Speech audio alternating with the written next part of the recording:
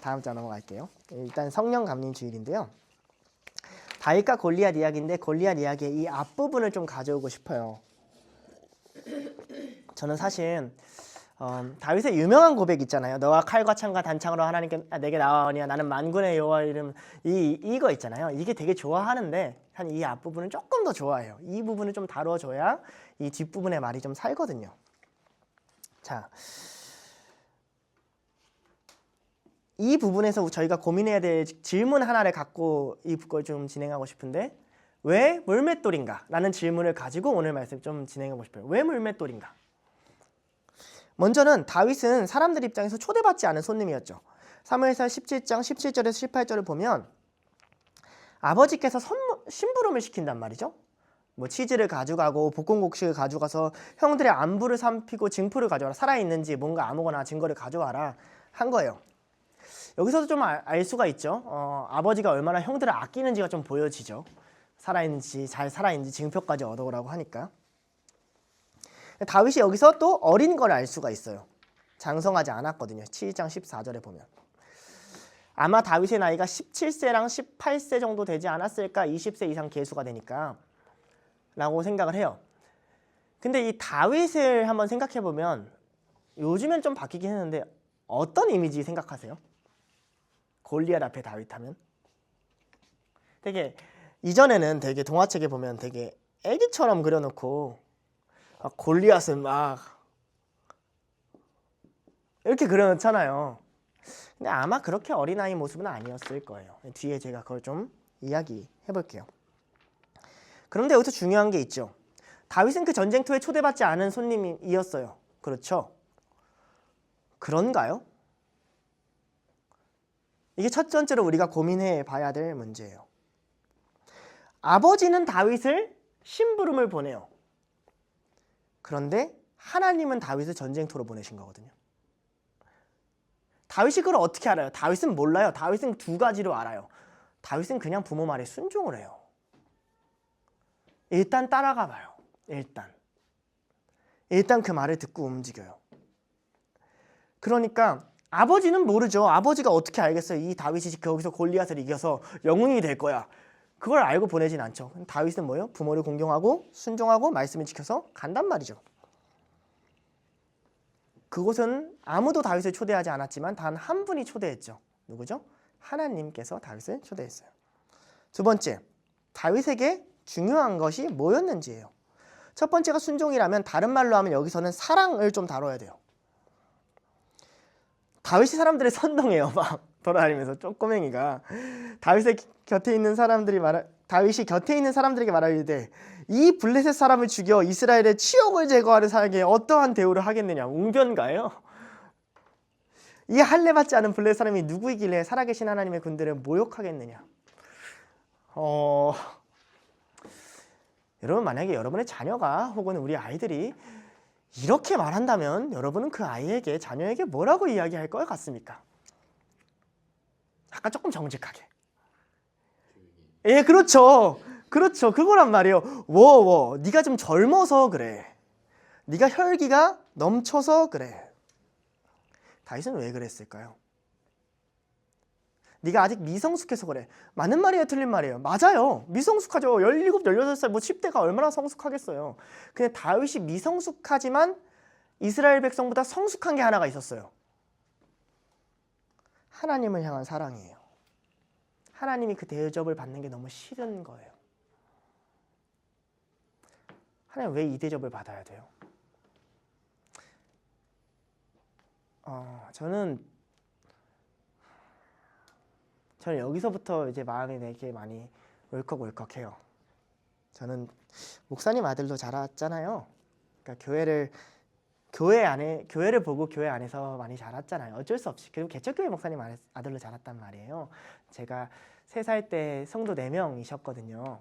그러니까 얼마나 성도 한 명 한 명 들어올 때마다 다 보면서 왔겠어요.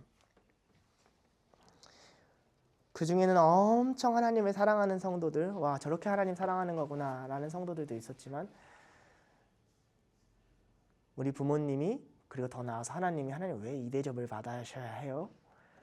라는 지점도 사실 제 안에는 꽤나 많이 있었어요. 그래서 저는 이 본문이 너무 감사해요. 그 시절에 하나님이 꾸짖는 것 같지 않거든요. 그 시절에 내가 지혜로웠느냐? 아니었겠죠. 미성숙하고 여전히 미성숙하겠죠. 근데 하나님이 일단 기본적으로 보시는 중심, 전에 이해해서 뭐냐? 다윗은 나 사랑해. 다윗은 내 편이야. 저는 이게 먼저 중요하다 생각해요. 청소년부 안에서도 저는 하나님이 치욕받지 않으셨으면 좋겠어요. 제가 가장 먼저 고민하는 거거든요. 저는 하나님께 먼저 말씀을 돌려드리고 싶고 하나님께 먼저 찬양을 돌려드리고 싶어요. 다윗의 이 마음을 하나님이 받으시는 거죠. 근데 주위의 반응이 이렇죠. 특히 형이 그래요. 큰형 엘리압이 다윗이 사람들에게 하는 말을 들은지라 그가 다윗에게 노를 바라여 이르되, 재밌죠? 골리앗 앞에서는 화내지 못하는 그가 다윗 앞에서는 분노를 합니다. 너가 어찌하여 이리로 내려왔느냐? 들에 있는 양들은 누구에게 맡겼느냐? 나는 내 교만과 내 마음의 완악함을 아노니 내가 내 전쟁을 구경하러 왔도다.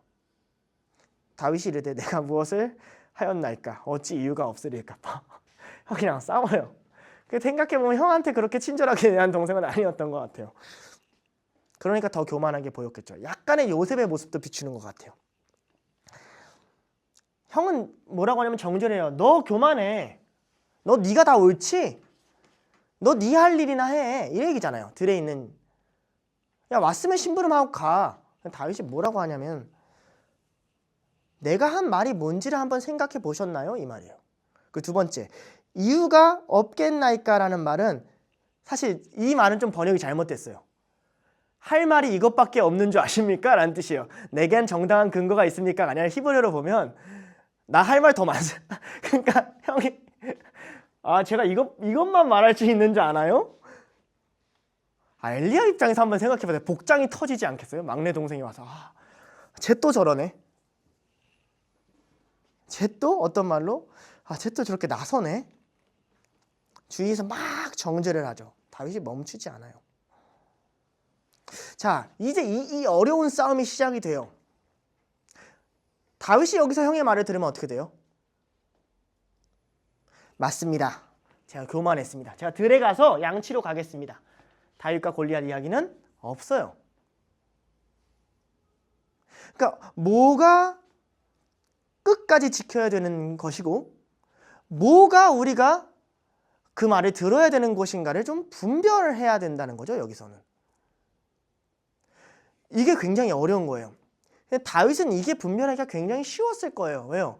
다윗 안에는요 사실 한치의 교만함도 없었거든요.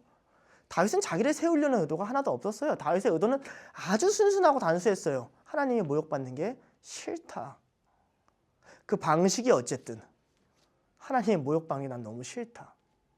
난 이 할례 받지 못한 자가 이 할례 받은 백성을 욕하는 게 싫다. 이 단순함이 다윗을 그 앞가지로 인도하게 됩니다. 존 스토트 목사님이 제자도를 설명할 때 그의 책의 가장 첫 번째 챕터에 뭘 다루냐면 제자도는 단순함이다라고 얘기하거든요.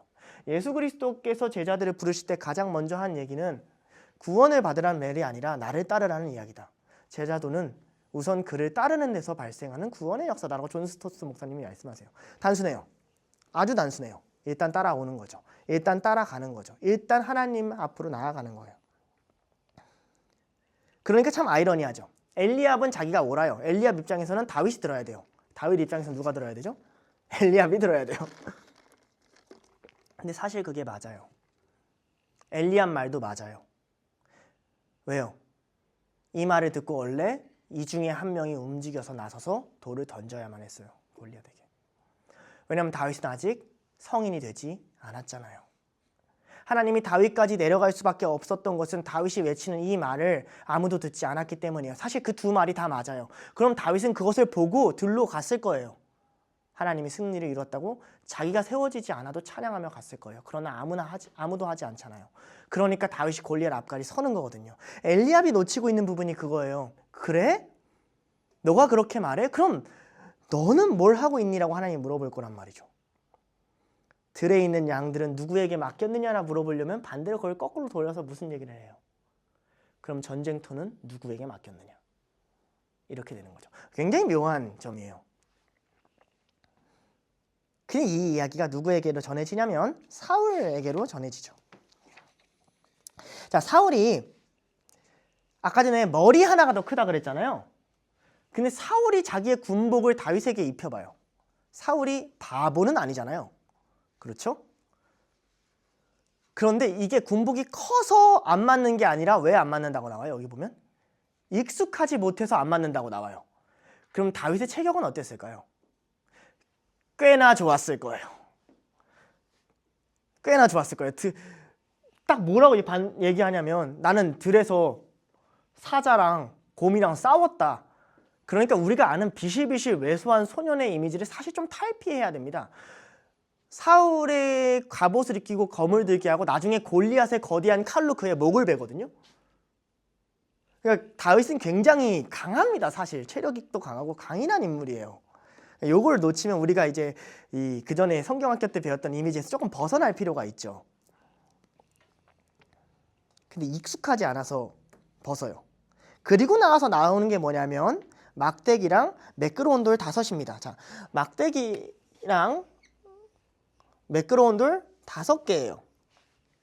자, 그럼 물어볼게요. 다윗은 믿음이 아주 좋아서 내가 전쟁터에 나오면 반드시 골리앗을 이길 수 있을 거라고 확신했을까요? 아니었던 것 같아요. 어디에 증거가 있죠? 그렇죠. 물맷돌을 많이 챙기죠. 물맷돌 5개를 챙긴단 말이에요. 이 말은 뭐죠? 이 5개를 다 던지면 어디에 있어요? 골리앗이? 자기 앞에 와요. 이제 물맷돌이 필요가 없어요. 막대기로 싸워야 돼요. 이거 준비해서 가는 거란 말이죠. 그러니까 다윗도 알고 있어요. 다윗도 현실 분간이 안 되는 어린아이는 아니에요. 자기가 할 수 있는 최선을 다하는 거죠. 근데 이 두 절을 비교해서 보면 39절에 그가 차고 나가지 않은 것과 40절에 그가 들고 간 것에 대조가 돼요. 그가 차고 나가지 않은 사울의 칼과 갑옷이 있고 그가 들고 간 물맷돌과 막대기가 있어요. 자, 사울의 것을 왜 놓고 갔죠? 익숙하지 않아서 놓고 갔어요. 그러면 물맷돌과 막대기는 왜 들고 갔을까요? 익숙해서 들고 갔어요. 다음 장을 볼까요? 그 익숙함이 무엇을 뜻하는지를 다윗이 스스로 고백을 해요. 다윗이 사울에게 말하되 주의 종이 아버지의 양을 지킬 때 사자나 곰이 와서 양떼의 새끼를 물어가면 내가 그것을 따라가서 그것을 치고 그 입에서 새끼를 건져내었고 그것이 나를 일어나 해하고자 하면 내가 그 수염을 잡고 그것을 쳐 죽였나이다. 주의 종이 사자와 곰도 쳤은즉 살아계시는 하나님의 군대를 모욕한 이 할례받지 않은 블레셋 사람이니까 그가 그의 짐승의 하나와 같이 되리이다. 다윗의 익숙한 삶을 사울에게 먼저 이야기해줘요. 하나님은요, 이걸 통해서 다윗이 영광을 받기를 원해요. 다시 말하면 하나님이 지금 하고자 하는 일은 단순히 어느 날 한번 충동적으로 은혜를 받아서 나타난 그 고백이 아니라 그리고 갑자기 어느 날 좋은 아이템을 얻어가지고 좋은 무기를 얻어서 승리를 얻는 그런 고백이 아니라 아무도 알아주지 않아도 매일매일 하나님 앞에서 치열하게 싸우면서 고백했던 그 돌과 막대기. 다윗아, 너의 그 시간이 나에게는 아주 값진 시간이었다. 나는 그 시간을 통해서 너를 왕으로 만들고 싶다. 하나님이 다윗을 가치 있게 만들어주는 선택이기도 해요. 왜냐하면 그 시간은 다윗이 홀로 지켜온 시간이 아니라 하나님과 매일매일 나눴던 추억의 시간들이거든요.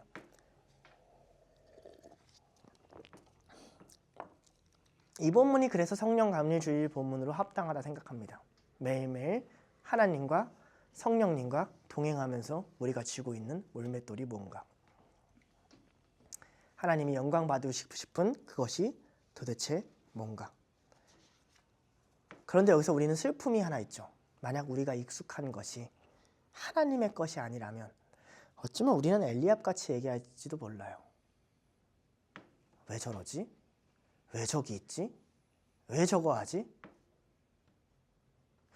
그가 정말 하나님을 사랑했고 그의 인생이 하나님을 사랑했더라면 뭐가 문제가 되겠습니까? 하나님 손 안에서. 하나님이 아이들의 삶을 기뻐 받으신다면. 근데 사울의 칼은 어떤 익숙함이에요? 사울에게는. 그의 날마다 하나님을 범죄한 상징이잖아요. 그렇죠. 그래서 나중에 하나님이 칼을 들려주셔도요. 사울의 칼을 들려주지 않고 골리앗의 칼을 들려줘요. 다윗이 승리를 얻은. 예, 이런 되게 재밌는 대조도 있어요. 아이들에게 그것을 좀 설명하고자 합니다.